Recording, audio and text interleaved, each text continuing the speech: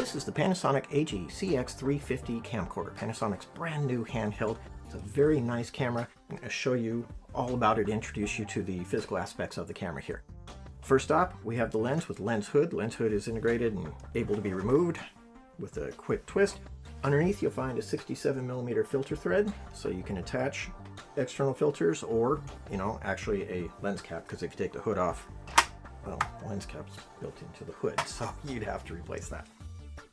The lens is a 20x optical zoom, and in all its shooting modes, whether it's high def, ultra high def, even standard def, it's always fully 24mm wide, or 35mm equivalent of 24mm wide. So you have a great wide angle at all times and a 20x optical zoom on top of that.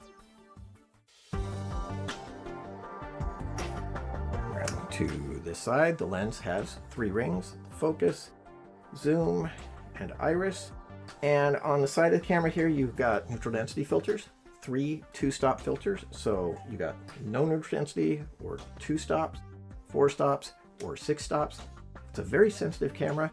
The sensitivity is rated at f12 to f13 when you're using the high sense mode. So it's very sensitive. So if you're shooting outdoors, you're really going to love having these neutral density filters built right in. The focus assist, you have the option of using the expanded focus assist or the focus in red, the peaking focus assist, or you can combine them. So you have both focus in red and the expanded focus, so you can get great, sharp, crisp focus on the LCD or on the viewfinder. You got a full complement of buttons here along the bottom. You've got the familiar gain switch with 3 positions. Gain can range from -3 decibels of gain up to a +18.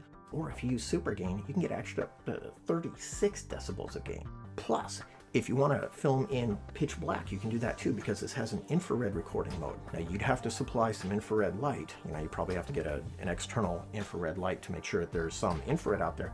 But that's invisible to the human eye, so you can actually be filming in pitch black. So if you're doing reality shows or nature shows or something like that, where you don't want visible light distracting the subjects, you can get that by using the infrared recording this camera offers. White balance switch, typical 3 positions for the presets, or A channel or B channel, and it can be automatic white tracking, and it can be a variable white balance where you can dial in exactly what you want. And when we're talking about dialing in, the menus are extraordinarily advanced in this Panasonic, beyond any handheld they've made before. I'm going to do a separate video to introduce you to the menus, but there's a lot of power under the hood of this little camera.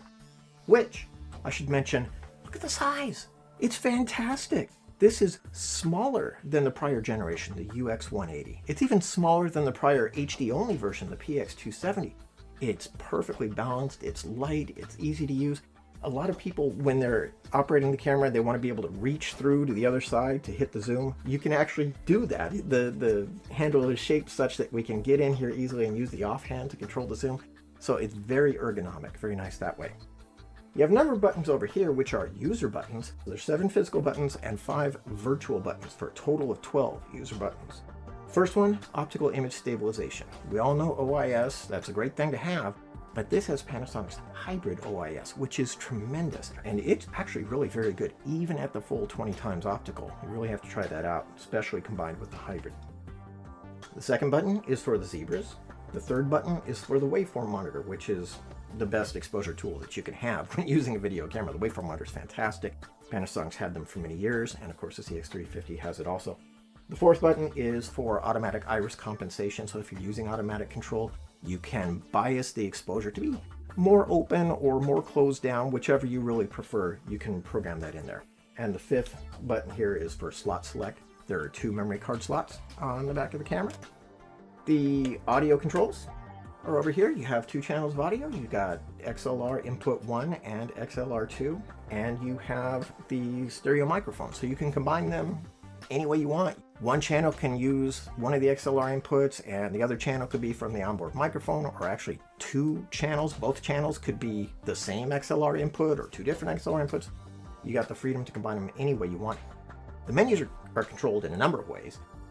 The first and simplest is the touchscreen. You can just hold your finger on for a couple of seconds and the screen comes up, and then you can touch where you want to go and manipulate the menus that way. Or if you're not using the touchscreen, because you can Fold that down, get that out of the way, and use the viewfinder. Then you can control menus using this rotatable wheel and the menu and exit buttons here. And there's a third way you can use the menus. If the LCD screen is open, there's a panel inside the LCD screen, which has up, down, left, and right, and menu button. This is one of my favorite way of using them. Over here, we have the automatic and manual switch. So you can choose between manual control and fully automatic control, or as much auto control as you want the camera to have. You can tell it which functions to take over when you flip that switch into auto. Do you want it to automatically expose? Do you want it to automatically focus? Do you want it to engage automatic gain, automatic white balance, automatic shutter control? All of that is available, and all of that can be disabled if you want. So if you only want it to take over a few functions and you want to maintain control of the others, you can do that too. A lot of functions in this camera specifically tailored for live event use. One of them is over here, the Ethernet port. This is a local area network port. You can plug into an Ethernet 10, 100, or gigabit Ethernet connection.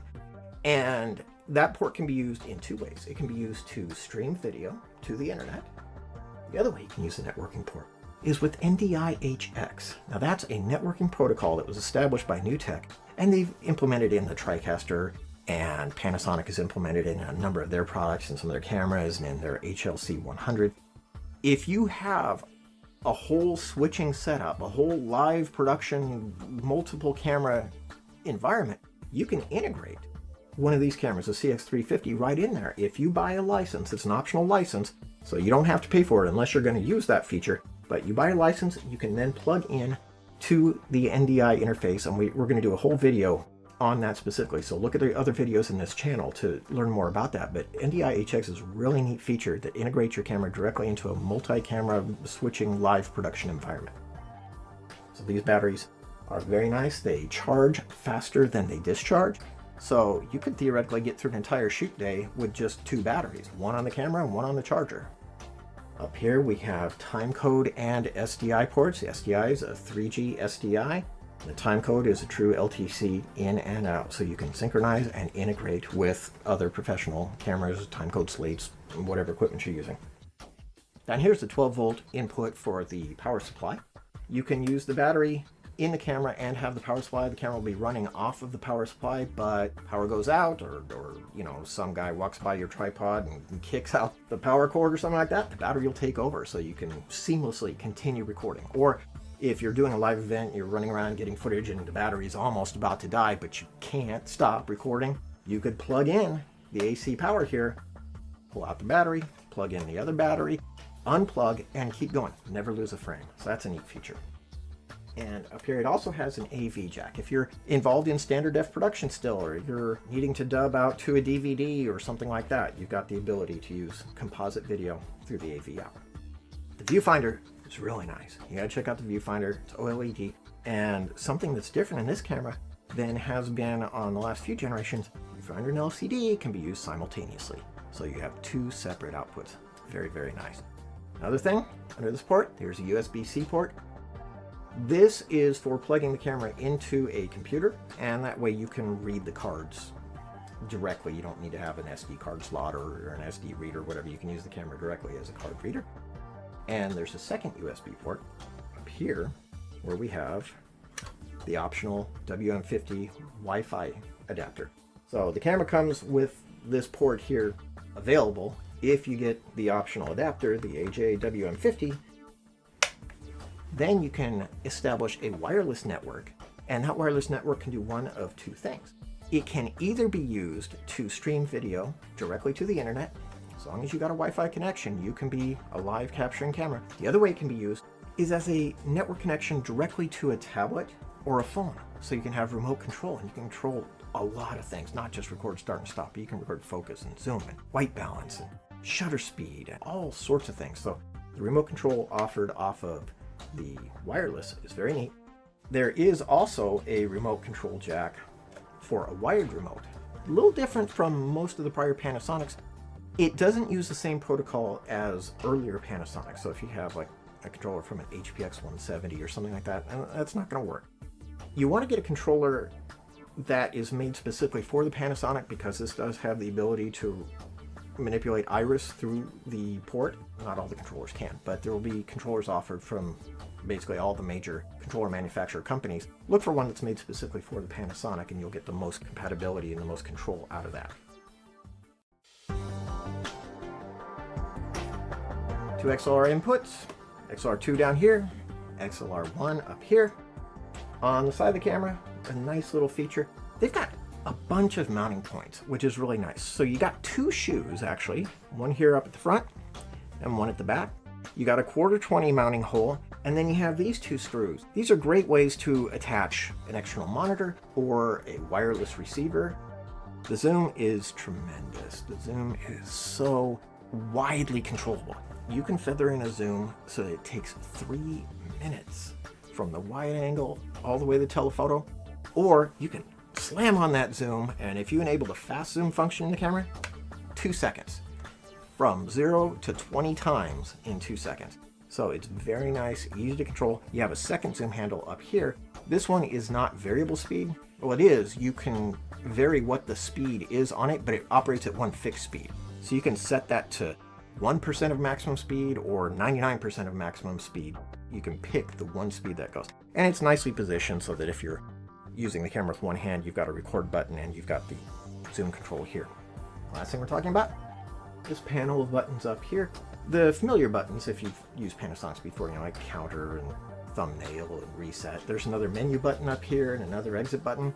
And these buttons in the center can be used for playback. They can be used for play, stop, fast forward, and rewind, or they can be used to maneuver through the menus very simply. So it's very nice that they've added this set of controls here. It makes the camera even easier to use. And that is an introduction to the CX350 camcorder. Now, you're going to want to stay tuned to this channel or subscribe to it. Look through the other videos that we've done, because we're going to put up about 10 videos in total that describe, talk about, or illustrate how to use this camera, how to get the best from it, how to use certain features on it, how to network it. So definitely stay tuned. Look at the rest of the videos in this channel and learn more about the CX350. Thanks for watching. Panasonic.